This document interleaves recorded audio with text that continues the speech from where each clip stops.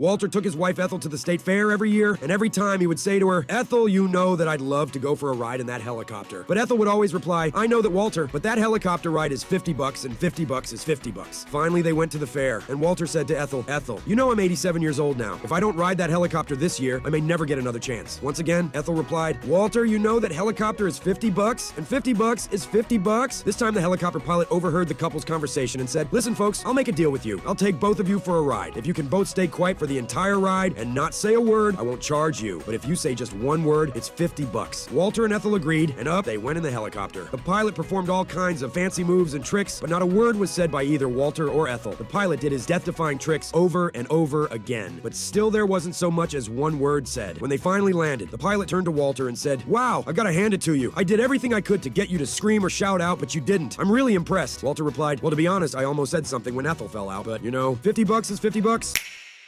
A teacher was so popular that all the kids would bring her gifts on the last day before summer. Some made things for her. Others brought her gifts from their parents' businesses. Sarah brought steaks as her dad was a butcher. Jimmy brought her flowers as his mother was a florist. Jenny's father was a tailor and made a dress for her. A little boy liked his teacher. She knew he had a big crush on her. Tommy lived in the trailer park. His mother was a maid and his father worked at a dive bar. He brought her a box wrapped in plain brown paper. He tripped as he set the box down a little hard. She saw the corner grow dark and fluid leaked out. "What did you bring me?" She smiled. "Guess," he said. She dipped her finger in the small puddle and tasted it. "Is it scotch?" He shook his head. She tasted it again. "Is it bourbon?" He grins and rocks back and forth. "Nope!" She guessed a few more times, tasting each time. Finally, she says, "I give up. What did you bring me? A puppy!"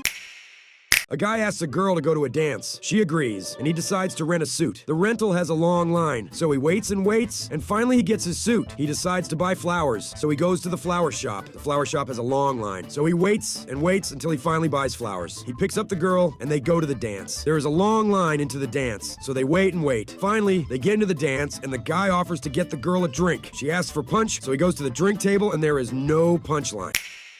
"Hey, Dad, why is my sister called Teresa?" "Because your mom loves Easter, and it's an anagram of Easter." "Thanks, Dad." "No problem, Alan."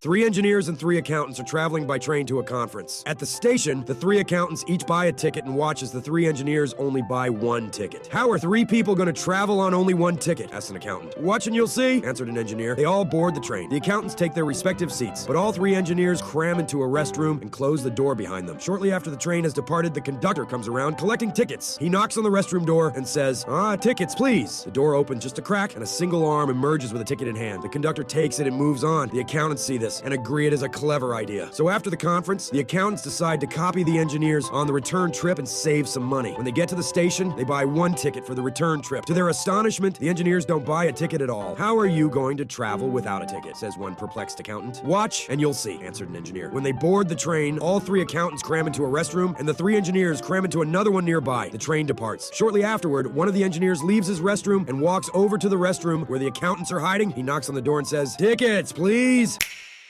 2 rabbis invite a priest to go fishing with them. They get to the middle of the lake and have a wonderful time. Soon Rabbi Isaac decided to switch to lures, but he's left his box in the truck. He simply gets out of the boat and walks across the water to reach the shore and get his box. Father William is shocked. Some time passes, and Rabbi Ishmael finds his water bottle empty. He simply walks back over the water to the truck to refill his bottle and come back. Father William is astounded. "My faith is as strong as yours," he declares, and steps out of the boat, only to sink in the water like a stone. The rabbi fishes him out. Rabbi Ishmael asks Rabbi Isaac, "Should we tell him where the stepping stones are?"